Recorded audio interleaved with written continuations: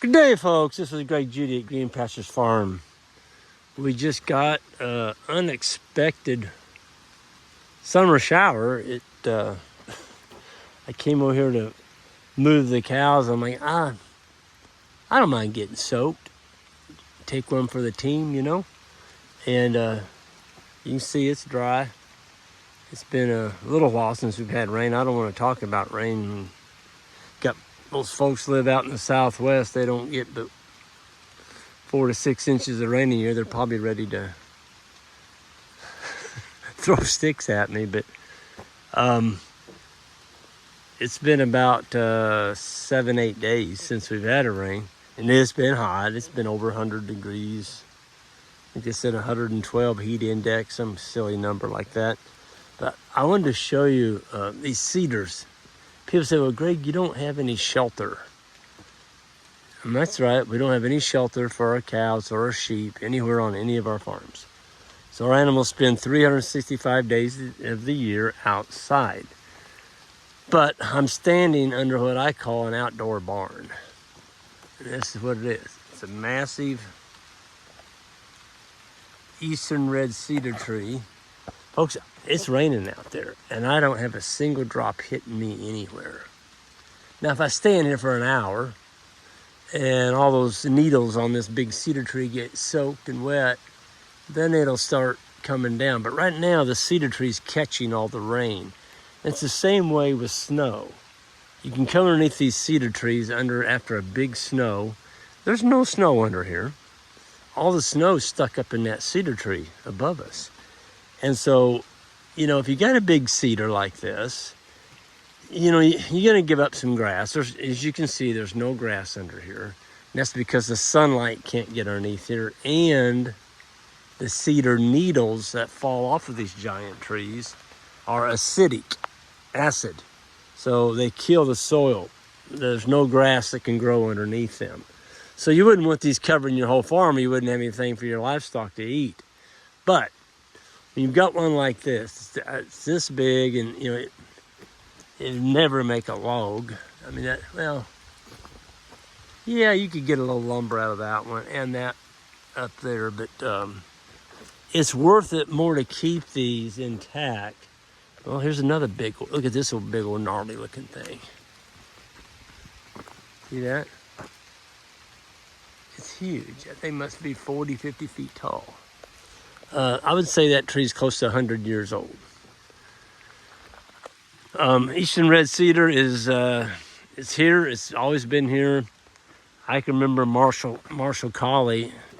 You know, he was 93 when he passed, and these were not that prevalent in his childhood. He said you had to walk a long time to find a cedar tree, because people would cut them down for a Christmas tree. They go cut a cedar. There wasn't any pine around here. So they would find us. He said it took forever to find a cedar tree. And today they're everywhere. And that rain, it's getting with it out there now. Can y'all hear it? I'll shut up.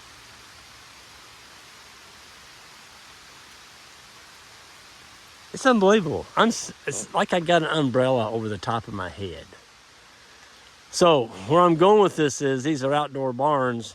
In the wintertime, they say it's always 10 to 15 degrees warmer under a cedar tree. And that's because, well, you can just see it's protected. It's got a lot of cover. The cedar needles in the wintertime, they stay intact. They don't, in other words, these don't lose other leaves like the deciduous trees do in the wintertime. And so it's warm.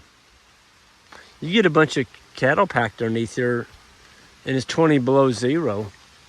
I guarantee you, those cattle are going to be comfortable under here. And this is a big area. I mean, you could get easily probably 200 to 300 cows under here, because they pack in tight. When it gets cold, that's what they do. They pack in tight. They use each other's body, because they got a big old fermentation tank in their rumen, and it produces a lot of heat as long as your cows are full. So as long as the cows are getting something to eat and you're not limiting them, they can stay warm in some of the most adverse conditions you've ever seen. I know up north, you know, George Heller, he's in that northern Minnesota. I mean, George, he's a tough cookie, man. He'll text me or send me a picture. Yep, it's only minus 40 this morning. I'm like, what? I mean, minus 40. I bet you if you spit that morning at minus 40, the spit would freeze before it hit the ground. Okay? I can hear the thunder. I don't know where this came from. I looked on the radar.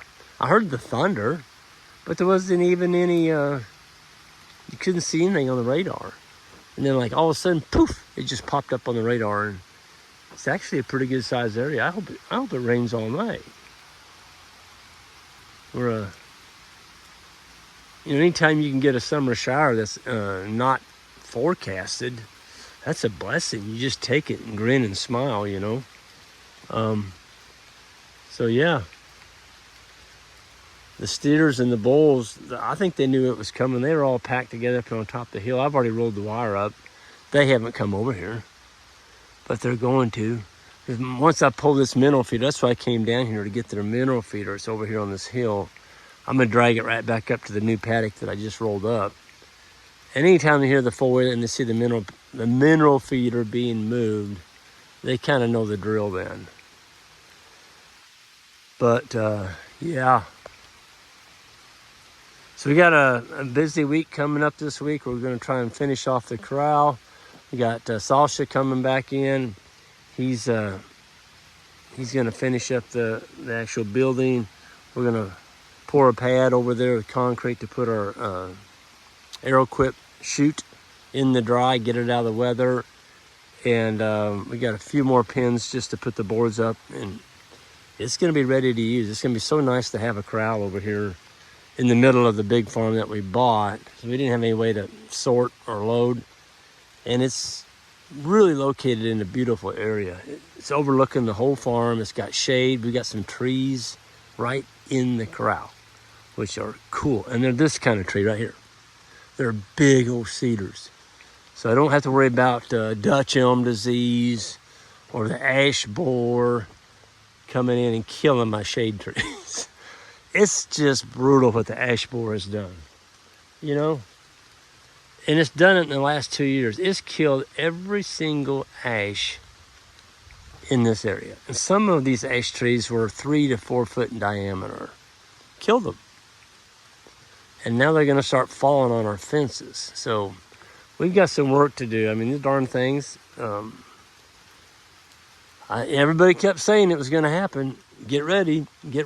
And the people up north and the people out east, the ash borer's already got all of our trees. And I'm like, maybe we won't get them. Well, we did. It came, and it's amazing. They'll find them in the middle of the woods and they get them. I mean, it gets them too. It turns that whole tree just dead. Oh, yeah. Another one of those things that came in on a shipment in a pallet or something. We didn't have them, and then now we do. So I guess the people that had them wanted to share them with us. But anyway, the good old ash borer. Thank goodness we got oaks. These oaks, this is called a coon oak. The old timers called these coon oaks. If you tree a raccoon up that at night with your dogs when you're hunting, you'll never see him. You shine a light up and you just can't see him. But the old timers called these coon oaks. Several of them in here. Hickories, we got some nice hickory trees. And walnut, white oak, black oak. So we still got a lot of trees that are not dying, but you just hate to see all the ash trees, just going like that. Anyway, I'm gonna get out of here. The rain is tapering off now. And you all have a good one. Be watching the website, greenpasturesfarm.net. We're gonna be posting a sheep auction there pretty soon. 50 head with a trained guardian dog. And yeah, it's got the sheep-proof guardian dog feeder. It's the whole deal. Oh, and the sheep are trained to 1 hot wire. Imagine that.